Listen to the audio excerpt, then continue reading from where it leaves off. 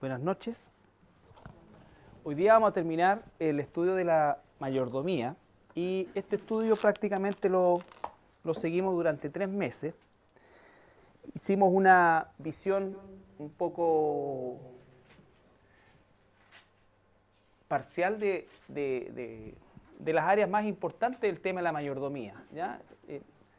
El interés principal del estudio era y sigue siendo que nosotros podamos tomar los principios que son aplicables a todas las cosas que nosotros estamos llamados a administrar como hijos e hijas de Dios.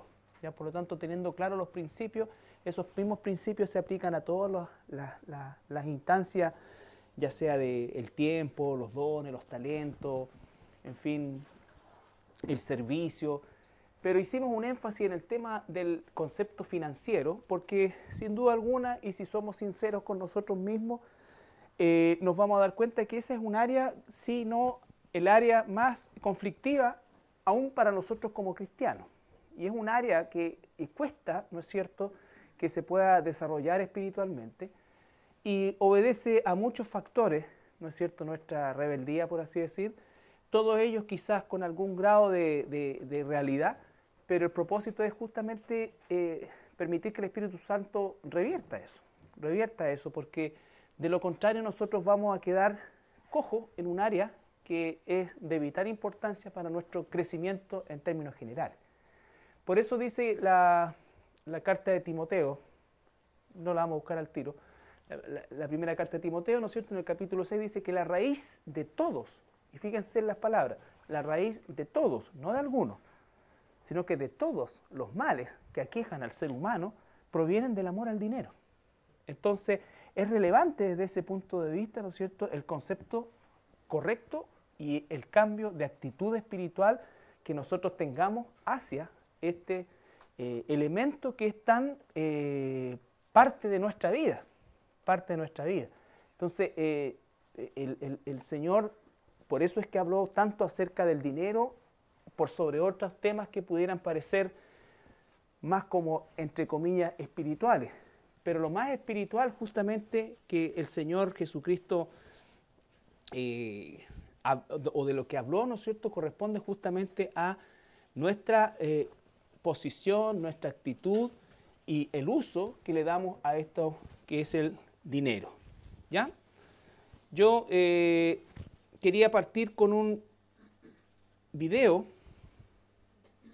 del año 2009, pero que grafica, y quiero, por favor, está en inglés, tiene la traducción abajo, pero que es la realidad de hacia dónde va el mundo actual. El mundo actual, desde el punto de vista económico, está hecho un desastre y es algo que los analistas mundiales y toda la gente entendida en el tema, ¿no es cierto?, están absolutamente convencidos de que es irreversible. El colapso económico a nivel mundial es algo absolutamente irreversible. Es exactamente igual que el colapso ecológico. Por más que hoy día el hombre tomase, y todos los seres humanos del planeta, tomásemos una conducta ecológica, el planeta ya está en cuenta regresiva. Entonces, eso la gente, los poderosos y los que comandan el mundo lo saben. Por supuesto que no es algo que es algo que siempre de alguna manera se especula al respecto, pero la realidad de las cosas es esa. El mundo está colapsado ecológicamente y en cuanto al tema de la administración, el mundo está completamente colapsado económicamente. Completamente colapsado económicamente. El que nuestro país, Chile, ¿no es cierto?, nuestro querido Chilito, tenga una economía entre comillas, y muy entre comillas, relativamente estable, no tiene ninguna significancia en el plano mundial porque somos como una gota en el océano.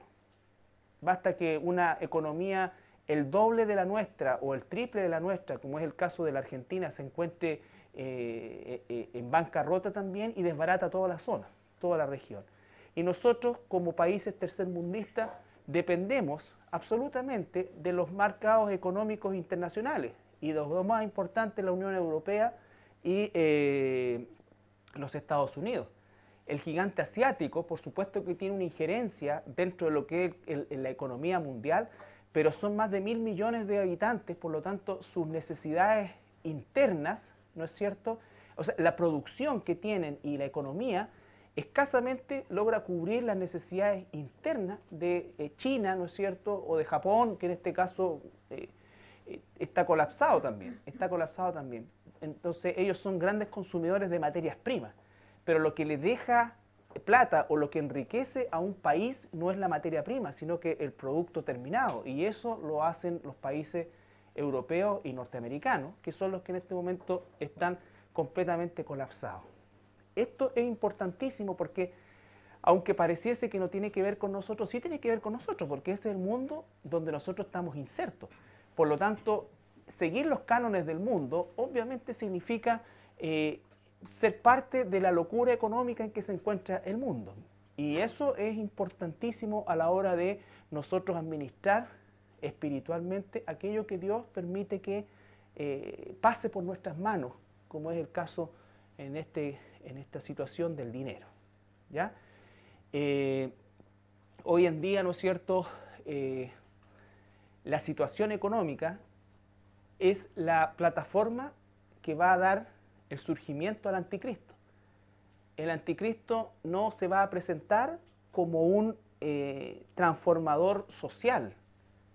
Su debut en el escenario mundial no va a ser a través de una instancia de carácter social ni política, sino que es un genio, en primer lugar, económico o de la economía, y que va a traer un modelo y una solución, ¿no es cierto?, pero no de carácter local, sino que de carácter mundial. Y eso lo va a catapultar a que se haga cargo de las otras instancias. Todo esto lo hemos venido viendo nosotros a lo largo del tiempo y observando lo que pasa a nuestro alrededor, que es re importante, es fundamental, sobre todo nosotros que vivimos en una generación que tiene la visión periférica, ¿no es cierto?, retrospectiva completa y futurista, muy poco lo que falta por delante y ya lo sabemos ya. Y todo este tema de la globalización es la preparación sociocultural, ¿no es cierto?, para que el planeta de manera natural se entregue a un gobierno mundial. ¿Ya? En la década del 50 habría resultado absolutamente imposible siquiera pensar que la cultura mundial aceptase una instancia como la que estamos viviendo ahora. Existían barreras de tipo ideológico que hoy día están absolutamente caducas. Hoy día no hay barreras ideológicas en el mundo. Da lo mismo lo que tú pienses. Lo que nos tiene que unir es una economía sustentable y que en definitiva permita que haya, entre comillas, también una justicia y una equidad, ya no para una región del planeta, sino que para todo el planeta. ¿Ya? Entonces, en ese tenor, quiero que analicen esto, que es una entrevista que no es de un canal cristiano, por supuesto, es del canal norteamericano de noticias Fox, que es el más difundido, y habla en relación a la realidad económica del mundo, vista desde los que la manejan.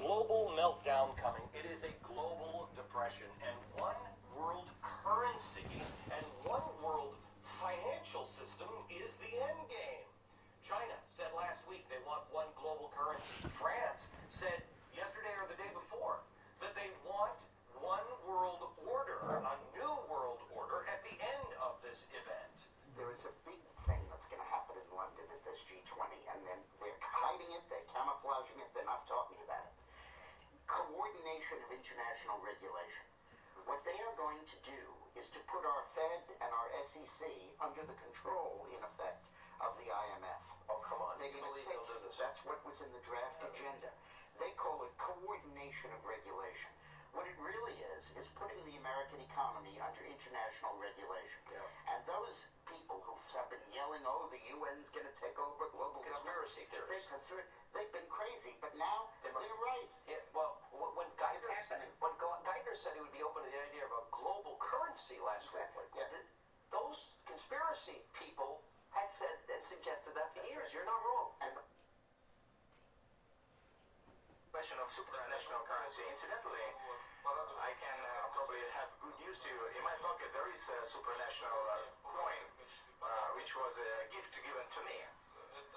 And this is is one unit of testing, probing unit. Unity and diversity it's referred to, and it's referred to as international currency, United Future World Currency. Here it is. We can already take a look at it and even touch it. What it tells us is, indeed, this is a probe, a gift, but people are thinking on it, and most probably, one day we'll see something like that happening. You can use it, hold it in your hand, and use it as a means of settlement. And this coin was given a special standard of the rules of its circulation. This is a symbol of our unity, our desire to jointly tackle such problems. Therefore, this is it, international currency. Ya. Entonces, ya está lista la moneda única mundial, ya está aprobado por los grandes gigantes económicos. ¿Y cuál es, en definitiva, la excusa? Es hacer una regulación mundial, pero lo que quieren colocar es todo, absolutamente todo, la economía del mundo, y la más reacia, por supuesto, era la economía norteamericana, bajo el FMI, que es el Fondo Monetario Internacional, que es el que tiene del cogote a las 3/4 partes de los planetas, de los países de este mundo, ¿ya? Entonces, ¿qué significa eso? Que ya la economía está centralizada. Partió con un G20 y ahora va en un G8, que son los mismos grupos que se han ido achicando y agregando en mayor bloque. Entonces, ¿qué es lo que significa esto para nosotros al final? Que estamos viendo la antesala de que hoy día todos los líderes mundiales de peso y los que saben verdaderamente esto, reconocen que el sistema actual está completamente colapsado, caducado y es imposible levantarlo, es irreversible. No importa cuántos millones de euros le inyecten a la economía de los países que están dando jugo en Europa, no los van a levantar. Tiene que haber algo nuevo. Y ahí es donde se habla de este concepto de nuevo orden mundial. Y por supuesto dice la moneda unidad, ¿en qué cosa? En la diversidad. Fíjense ustedes las expresiones que están usando. Por eso es que ya las barreras ideológicas y todo esto que era lo que de alguna manera marcaba bien los bloques hace un par de décadas atrás, hoy día eso no existe. Y eso no solamente corre para lo económico, sino que para todo, lo económico y lo moral, lo social.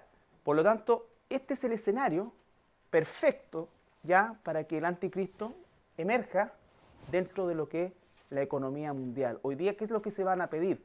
Consejeros económicos mundiales que trabajen en pos de este concepto global, ya no en función de la Unión Europea o de los Estados Unidos. En el momento que los Estados Unidos, que va a ser pronto, porque Estados Unidos ha generado 3 trillones de dólares, 3 trillones de dólares, ¿no es cierto?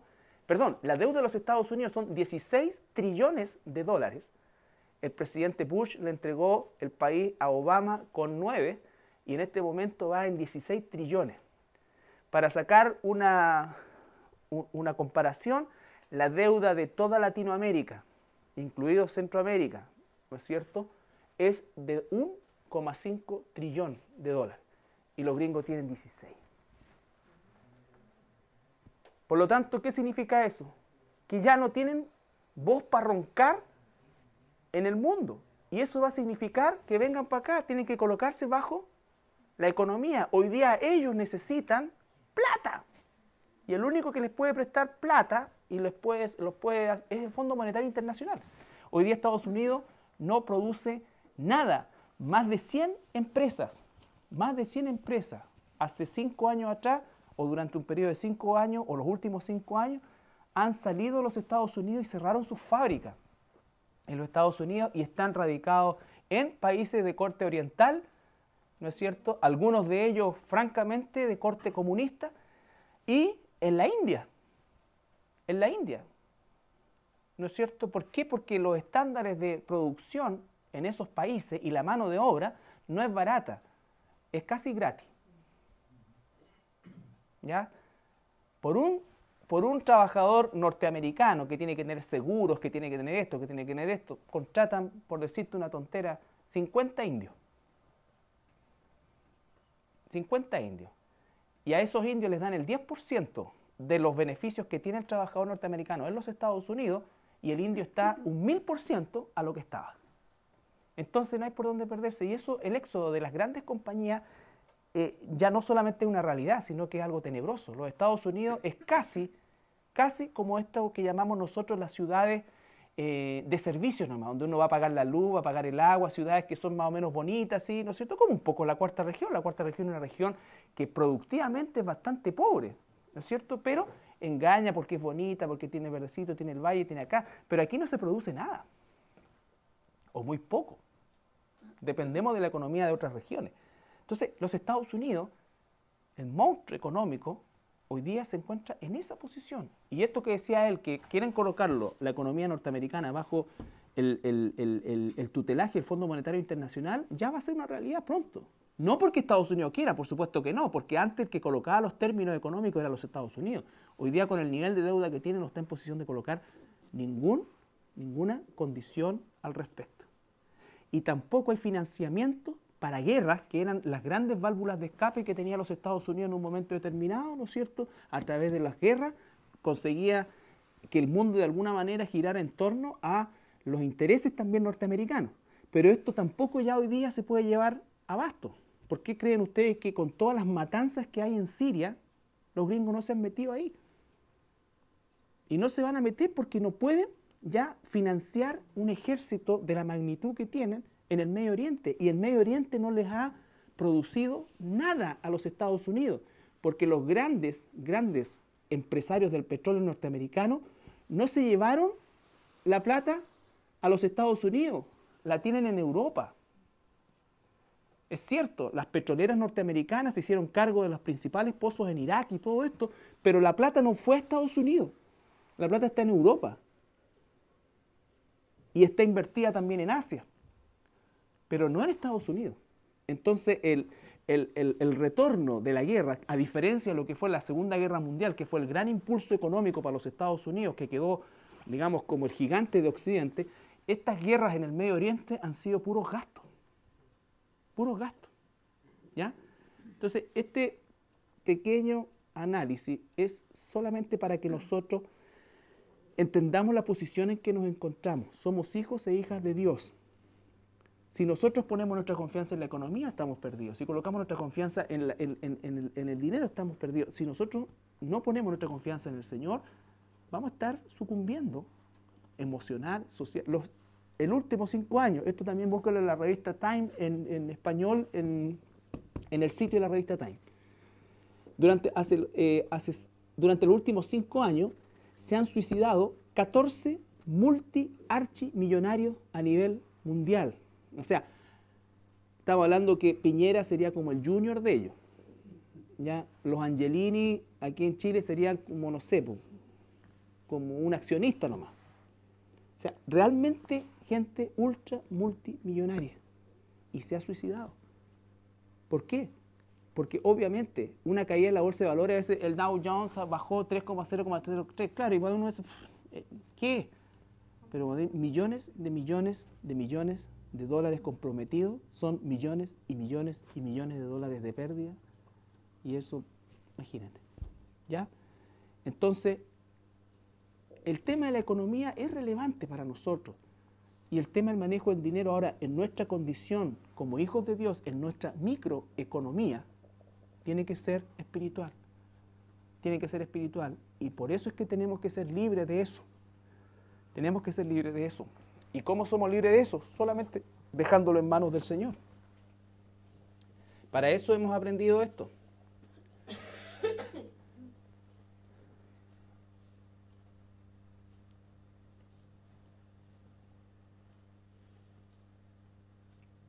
Entonces,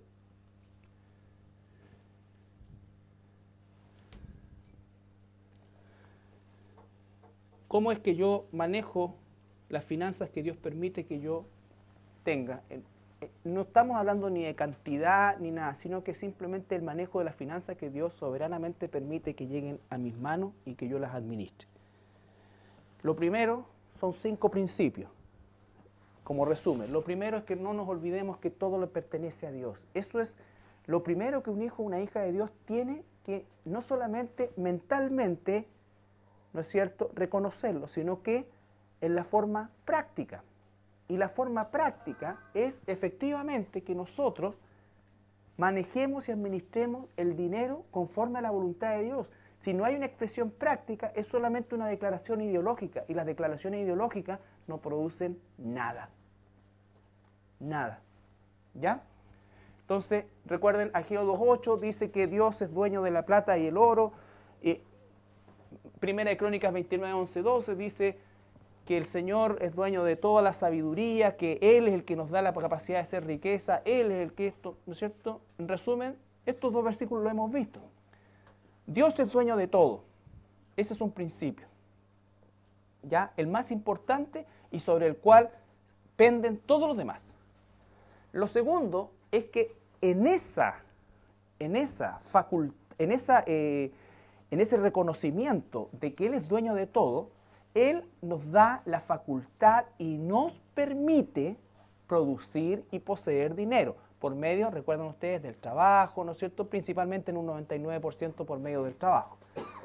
Y cuando nosotros administramos las cosas conforme a la voluntad de Dios, se produce lo que Eclesiastés 5.19 dice. Eso sí quiero que lo leamos. Eclesiastés 5.19.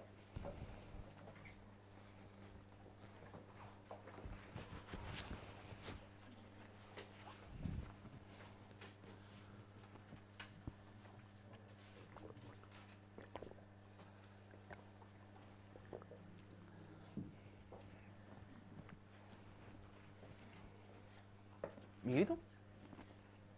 Asimismo, a todo hombre a quien Dios da riquezas y bienes, y le da también facultad para que coma de ellos, tome su parte y goce su trabajo, esto es don de Dios. Ya, fíjense por parte, dice, a quien Dios permite, primero, ¿no es cierto? Dios permite producir, generar, ¿no es cierto?, riqueza. Recuerden ustedes que la expresión o la palabra riqueza o la condición de riqueza depende del prisma donde se mire. Para prácticamente más de 2.000 millones de habitantes de este planeta, nosotros constituimos una clase rica. ¿Ya? Una clase rica, que tenemos mucho más de lo que realmente es cubrir nuestras necesidades básicas. ¿Ya? Prácticamente, según el informe de la FAO, hay 2.000 millones de personas en este planeta que no están en condiciones de cubrir sus necesidades básicas de abrigo y de alimentación. ¿Ya? Entonces, depende del lugar donde nosotros nos miremos. Pero si yo miro a mi Redentor, a mi Señor, por supuesto que puedo ver su mano de bendición en mi vida, en esa área. Por lo tanto, el Señor dice claramente que si yo, como es su Hijo, administro lo que Él me permite generar, ¿no es cierto? ¿Qué es lo que me va a regalar? No solamente el sustentar mi vida en lo físico, sino que además gozar del trabajo que estoy realizando. El cristiano debiera ser la persona que, a pesar de cómo está el mundo, disfruta del trabajo y del fruto material del trabajo que realiza. ¿Por qué? Porque ordena sus finanzas conforme a la voluntad de Dios. Y el cristiano disfruta de lo que Dios le permite tener, que realmente agradece cada cosa que puede disfrutar. ¿Ya? Cada cosa que puede disfrutar. Entonces, pero es un don de Dios. Porque si no estamos administrando las finanzas y estamos con nuestra mente como el mundo y la actitud del mundo frente al dinero, vamos a amargarnos siempre. Siempre. La raíz de todos los males es el amor al dinero. El amor al dinero no es besuquear los billetes, es querer tenerlos ahí, ¿no es cierto? Y es pensar que ahí se encuentra la felicidad. Mucha gente dice, oye, no, sí, pero el dinero no ayuda, no hace la felicidad, pero ayuda. Eso también es mentira. Por supuesto, ¿de qué felicidad estás hablando? Si ayudara a la felicidad, los magnates más grandes del mundo no se suicidarían. Si ayudara a la felicidad, los artistas, habría una constante, y son demasiados los ejemplos en los cuales el dinero no ha hecho ninguna diferencia al respecto. Y aún en nosotros mismos, que a lo mejor queríamos en nuestra microeconomía, estábamos pero deseosos de de ese autito, pues lo único que yo quería era ese autito, y lo conseguí, pero después, al par de meses después, sale el otro modelo que tiene el alerón un poco más caído y más deportivo, y ya no me gusta el mío. Ahora empiezo para vender luego deshacerme luego de y para tener ese. Y así. ¿Significa eso que uno no va a progresar y no va a aprovechar una oportunidad? No, ahí dice, disfruta del fruto de tu trabajo, pero eso es un don de Dios. ¿Ya? El contentamiento es un don de Dios, no es una virtud humana. El ser humano es insatisfecho por naturaleza, porque Satanás es insatisfecho por naturaleza y es lo que gobierna nuestra mente. Nunca estamos conformes, nunca el ojo se cansa de mirar, nunca. Es un don de Dios, es un don de Dios. Entonces, Deuteronomio 8, 17, 20, que nos recuerda también en relación a esto, que nunca nos atrevamos a olvidarnos que es Dios el que nos permite generar recursos.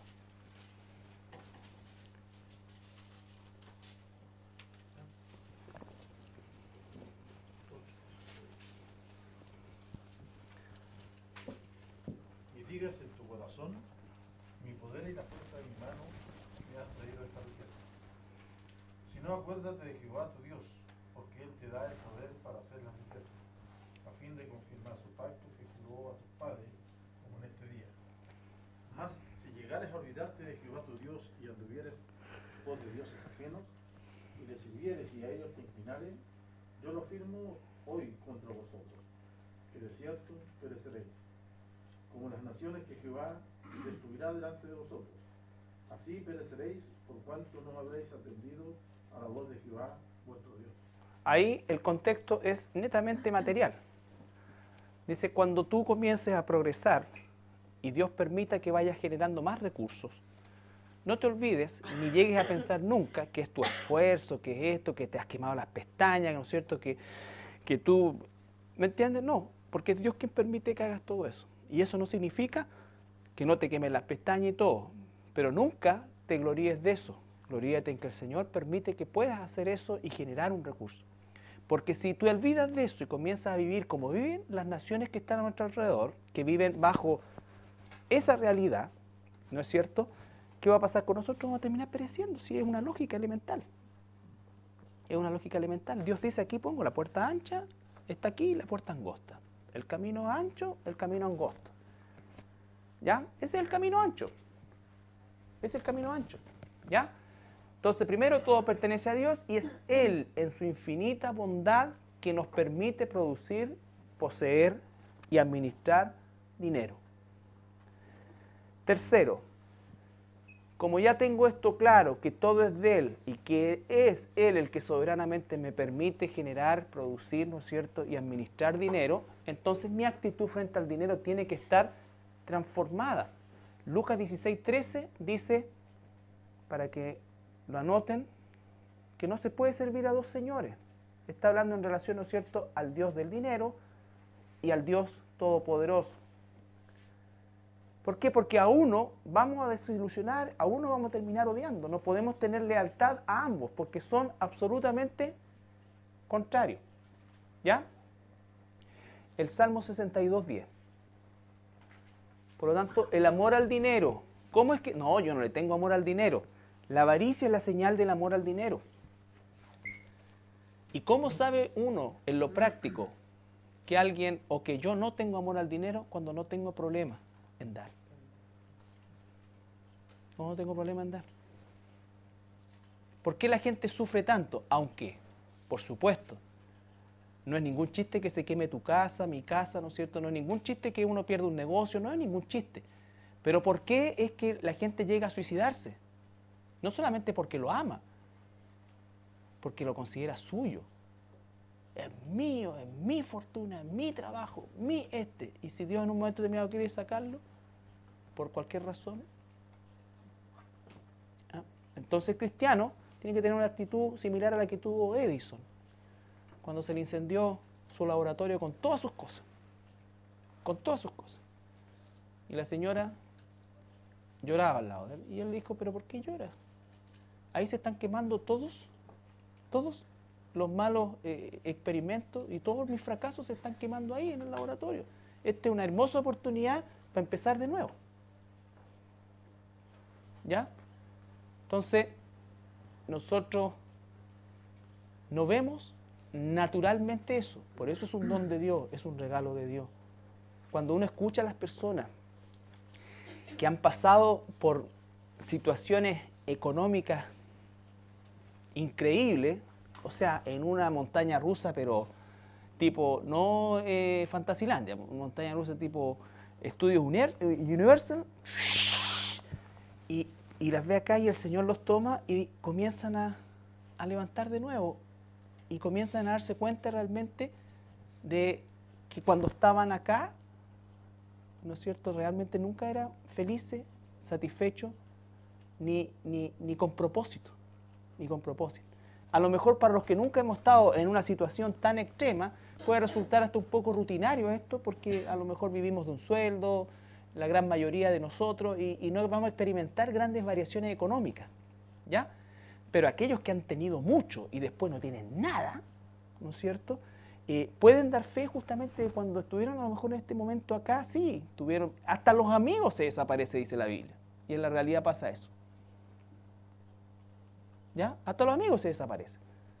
Entonces, no es, y eso es lo que quiere apuntar, digamos, el tema de la actitud. En el Salmo 62:10 dice: no confiéis en la violencia, ni en la rapiña, no os emparezcáis. Si se aumentan las riquezas, no pongáis el corazón en ellas. Ya, no pongan el corazón en ella. ¿Ya? Marcos 4:19.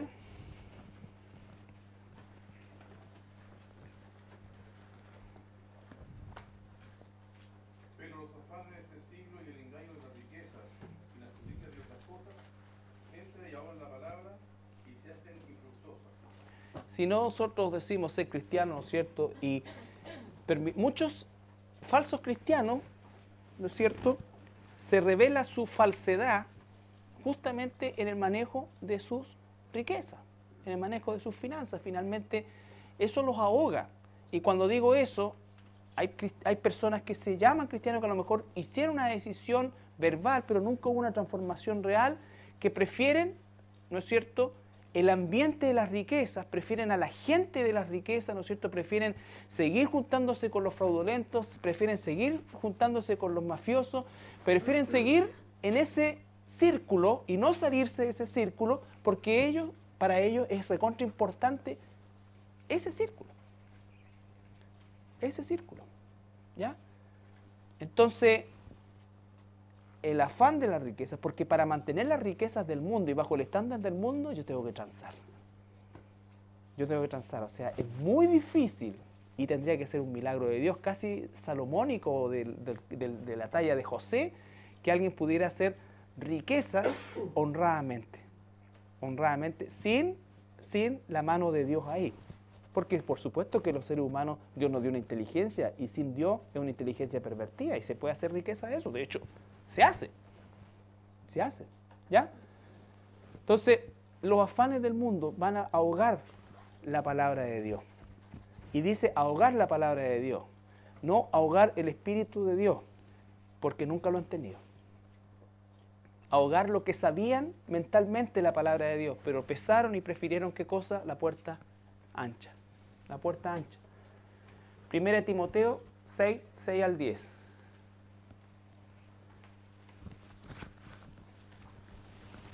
Pero gran ganancia es la piedad, acompañada de contentamiento. Pausa. Gran ganancia es la piedad acompañada de contentamiento. Esto es lo mismo que vimos en Eclesiastés, que es un don de Dios, el que Él nos dé la capacidad de tener contentamiento. Contentamiento no es conformismo, contentamiento es disfrutar de lo que Dios nos da. ¿Se entiende la diferencia? Disfrutar de lo que Dios nos da. No es conformismo, es contentamiento. Estoy contento con el platito de porotos que Dios me da hoy. Pero de verdad, o sea, no lo estoy diciendo de la boca de afuera, ni usando una terminología, así, sí, claro, yo como estos porotitos resecados, ¿no es cierto? Y los otros a lo mejor comen bistec a lo pobre, pero yo tengo al Señor y se van a quemar en el infierno. No, pues eso es enmascarar esa envidia asquerosa que a veces fluye por nuestros poros.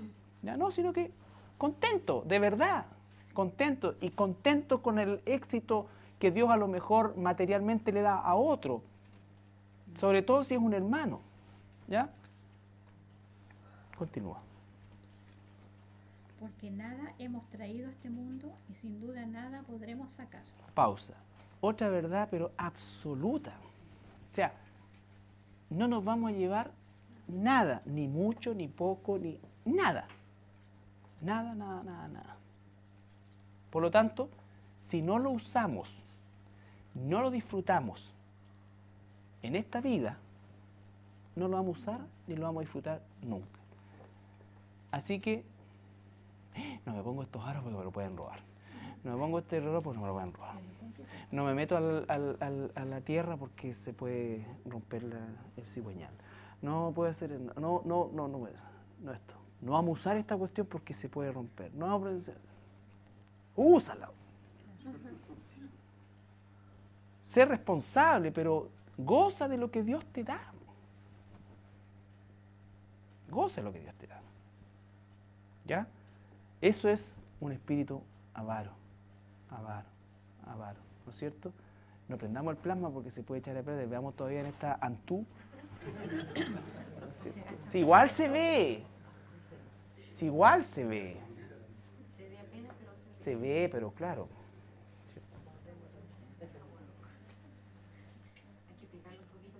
Exactamente. Eso. Así que teniendo sustento y abrigo, estemos contentos con esto. Porque los que quieren enriquecerse caen en tentación y lazo, y en muchas codicias necias y dañosas, que hunden a los hombres en destrucción y perdición. Recuerden ustedes, si Dios quiere enriquecer a alguien, dejemos que Dios lo haga. El pecado es cuando yo quiero enriquecerme. Porque cuando el ser humano tiene ese sentimiento en su corazón, lo destruye. No está hecho el ser humano para enriquecerse. Menos en la condición caída. Por eso es que Pablo insiste tanto, el Señor insiste tanto, si tenemos sustento, yo digo, estemos contentos.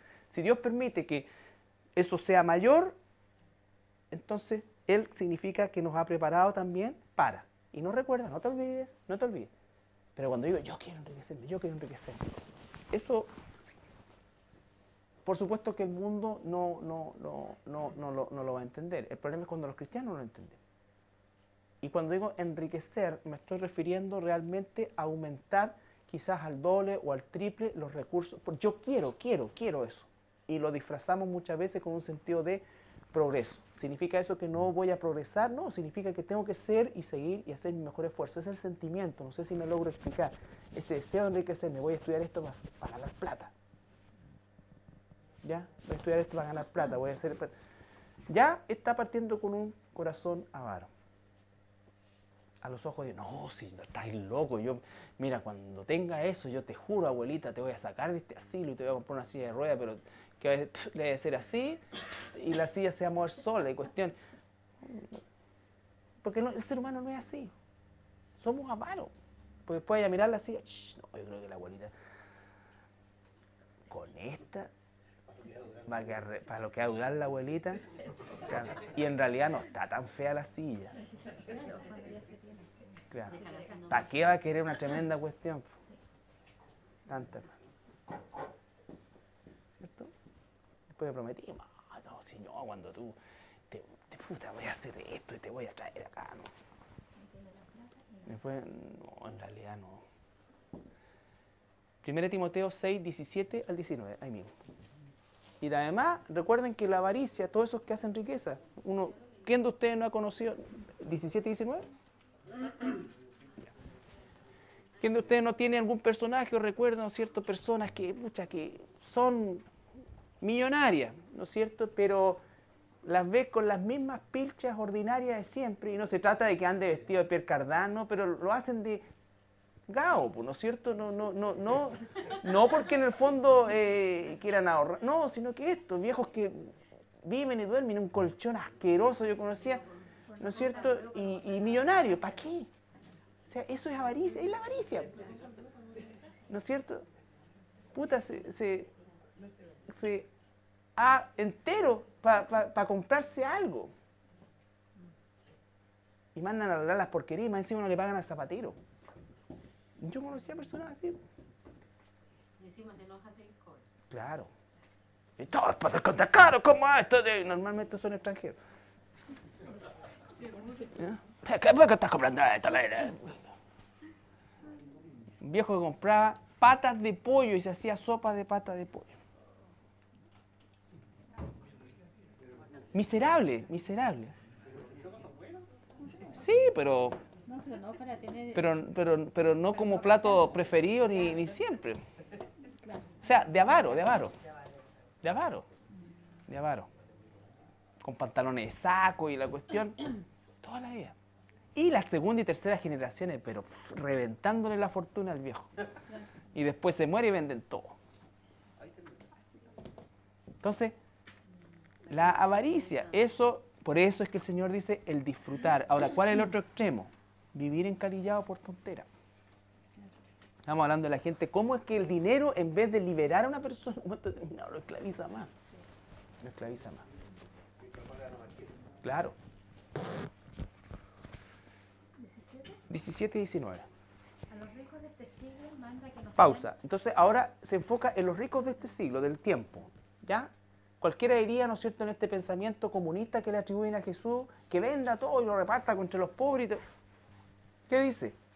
A los ricos de este siglo manda que no sean altivos, ni pongan la esperanza en las riquezas, las cuales son inciertas, sino en el Dios vivo que nos da todas las cosas en abundancia para que las disfrutemos. Otra vez, para que las disfrutemos. Claro. Que hagan bien, que sean ricos en buenas obras, dadivosos, generosos, atesorando para sí buen fundamento para lo porvenir, hecho en mano de la vida eterna. O sea, que su actitud sea transformada, que sean generosos, ¿no es cierto? Que sean generosos, que sean dadivosos, que su corazón cambie. Si tienen más de lo suficiente, más y ultra más de lo suficiente, auspicien un misionero, compren, no sé, un equipo que la iglesia puede necesitar, ayuden en eso, ayuden a un hermano necesitado dentro de la iglesia, denle un trabajo, no sé. Carlos, disculpa, ese hombre que se cree, porque no sé cómo se llama, no me acuerdo, que es chileno, que el Farca, que le ayuda a todo el mundo, ¿esa es una forma? Sería... Es que O el hecho de que no sea cristiano no... ahí es donde opera lo que hace tu derecha, que no lo sepa tu izquierda. ¿Me entiendes? Puede tener un buen corazón, es inevitable, pero yo quisiera que muchos cristianos que son como Farca, o un poco menos que Farca, o a bastante menos que el Farca, fueran generosos. Tan generosos como lo parece Farca. ¿Ya? Entonces, él no es un cristiano. Uno, desgraciadamente, ve esos ejemplos de generosidad en los no cristianos, cuando debiera verlos principalmente en los cristianos. No hay pueblo más acá que los cristianos, chilenos en particular. Avaro como ellos solos. Avaro como ellos solos. Ahí tienen al pastor, ¿no es cierto?, trabajando de cualquier cosa porque no dan, no lo pueden sostener. Y estamos hablando de una congregación ya de 50, 60 personas que perfectamente podría tener un sueldo conforme a la necesidad que ese pastor tiene, por ejemplo. Entonces nunca van a tener un pastor que se dedique a ello y van a vivir a media, por ejemplo, ¿no es cierto?, porque no dan. No van a tener un lugar, no van a tener una proyección, no van a tener nada. Nada. Y por lo tanto no van a crecer. Entonces el pueblo cristiano chileno o latinoamericano es un pueblo avaro, que ha estado acostumbrado toda su vida a que los norteamericanos o los anglosajones, ¿no es cierto?, hagan todo, construyan todo, sostengan todo. Por eso les digo, a mí en lo personal y como familia, como lo dije la semana pasada, le agradezco pero infinitamente a Dios el privilegio de pastorear una iglesia donde la gran mayoría de sus miembros tiene un compromiso material con la iglesia. Con la iglesia. Porque claro, no, yo tengo un compromiso con Dios, sí, pero ¿cómo se expresa eso en lo práctico? ¿Cómo se expresa eso en lo práctico? Si Dios es un Dios práctico. El diezmo no es para Él, es para la obra. Es para la obra. Entonces, a los ricos de este siglo, manda que no sean altivos, que no pongan su esperanza en eso, que sean generosos, que sean dadivosos, ¿no es cierto? Y que disfruten también de lo que Dios les permite administrar, que no se aferren a eso. ¿Ya? Recuerda que, ¿qué es lo que dice uno habitualmente? Si Alexis Sánchez gana 70 millones o 170 millones de pesos mensuales, tiene el futuro asegurado. ¿Qué futuro? Si se muere Alexis Sánchez, se va a ir al infierno. Con la Copa del Rey y todo. Si alguien no le habla del Señor, ¿me entiendes? O sea, y así piensan muchos cristianos. Tiene el futuro, si no hay futuro. No hay futuro. Y no es un problema de Alexis Sánchez, es un problema de alguien que no le ha hablado a él, que no ha orado por él. Entonces, recuerden que siempre nosotros eso también, y estoy hablando ahora como cristiano, lo tenemos como incorporado. ¿Cómo está Julito, tu hijo? Está estupendo, gana un sueldo, tiene una casa, tiene un auto, lo que siempre se ha separado 3 veces, ¿no es cierto? Le pegaba a la señora, todo aquí, pero ahora, pero está bien, está súper bien. ¿Ya? ¿Y tu otro hijo, el Juanito? Ahí está Juanito, sí, sigue en el mismo colegio de siempre, y pasa metido en la iglesia esa cuestión ahí. No progresa nada. Esa es la visión que el mundo tiene. El problema es que cuando nosotros tenemos esa visión, ¿ya? El hijo exitoso, el que gana plata. El hijo fracasado, el que no gana plata. Todo ve en función de la plata. ¿Ya? Entonces, cuidado con eso, porque Dios es el que nos permite y nos da la posición exacta que Él quiere que tengamos en la vida, en lo económico, y que vivamos conforme a esa voluntad suya. Lo cuarto, que ya se refiere a lo práctico, es que yo debo tener un compromiso generoso con la obra de Dios, comenzando con mi iglesia.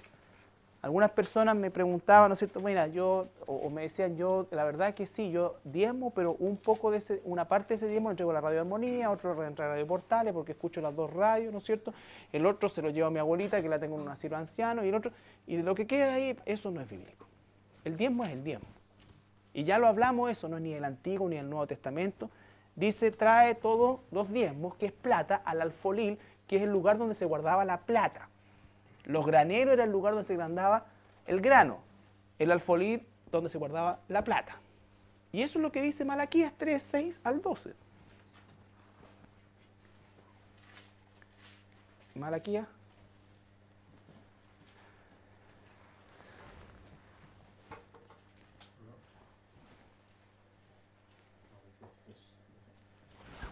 Porque yo Jehová no cambio. Pausa.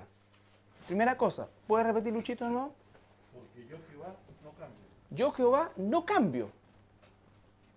El Señor es el mismo ayer, hoy, siempre y por los siglos. Por lo tanto, el tema del diezmo no ha cambiado. No ha cambiado en el corazón de Dios. Por eso es que cuando nosotros nos enredamos en este tema de si es del Antiguo, si es del Nuevo Testamento, lo que Dios quiere es que cambie nuestro corazón. Él no ha cambiado. Sus preceptos no han cambiado. Sus principios no han cambiado. ¿Ya? Por esto, hijos de Jacob, no habéis sido consumidos.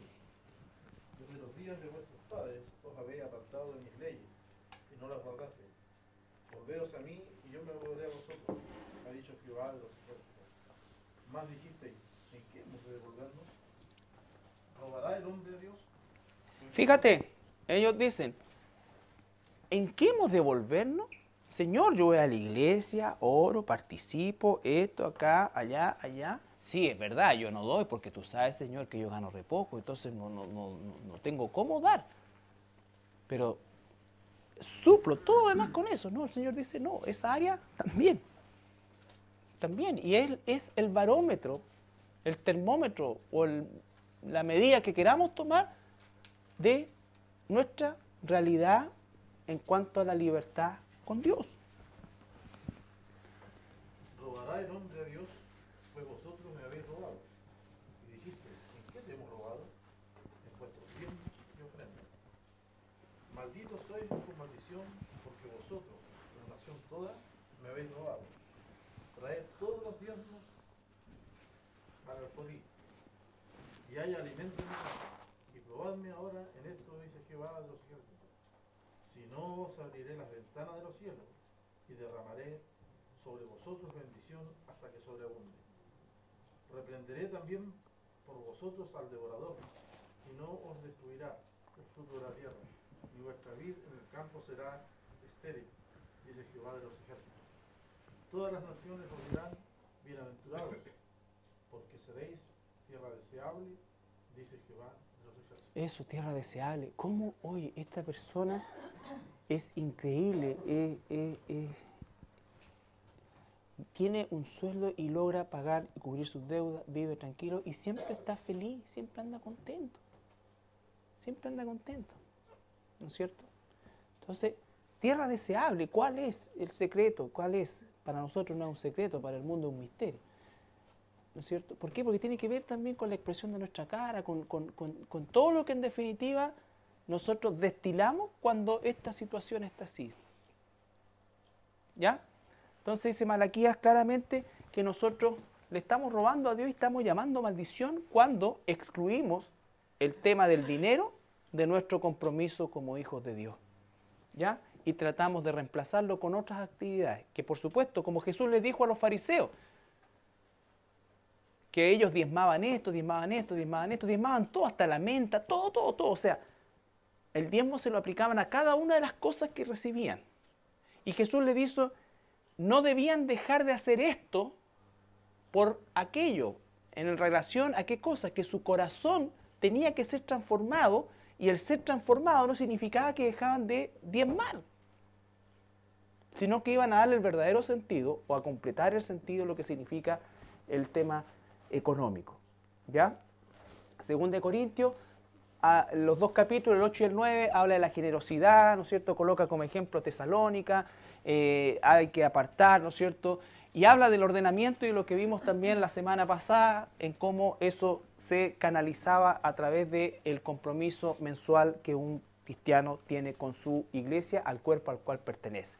Dijimos, ¿no es cierto?, claramente que una enseñanza basada en estos principios es que las personas llegan habitualmente al Señor, ¿no es cierto?, con sus finanzas destrozadas. El 90% llega así, ¿no es cierto?, endeudado hasta más arriba del cogote. ¿Y qué es la recomendación y la enseñanza de la iglesia en función de los principios bíblicos? Ordene, párese, deténgase, ¿no es cierto?, analice la situación, comience a dar lo mejor a Dios, se pare primero para Dios, que es el concepto de las prioridades. Dice Proverbios capítulo 3, versículo 9, Proverbios 3, 9. Después que yo he separado eso, entonces le digo, Señor, lo mejor que yo puedo dar de todo corazón, eso es una situación personal tuya con el Señor, lo mejor que puedo dar de todo corazón en este momento, dada la situación económica en la cual me metí durante todos estos años, son 1.000 pesos. Son 10.000 pesos. Son 30.000 pesos. ¿Ya? Pero Señor, yo hoy día coloco desde hoy en tu santo nombre las finanzas que tú me has permitido tener, porque todo es tuyo, bajo tu dirección, y voy a comenzar a hacerlo conforme a tus prioridades. Es decir, me dejo de gastar, comienzo a nivelar, comienzo a pagar en la medida, y el Señor